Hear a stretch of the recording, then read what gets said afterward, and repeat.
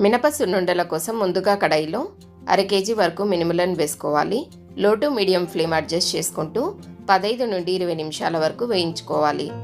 ఇదిలా మంచి సువాసన వచ్చేంత వరకు వేయించాలి. ఇవి వేగాక వీటిని ఒక ప్లేట్లో వేసుకొని చల్లారబెట్టుకోవాలి.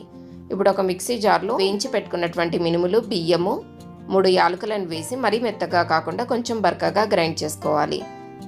ఈ పిండిని ఒక ప్లేట్లో వేసుకొని ఒక పావు వరకు పిండిని మిక్సీ జార్లో అలాగే ఉంచి 1 కప్పు మినుములకి 1 కప్పు వరకు బెల్లం తరుగు వేసుకోవాలి.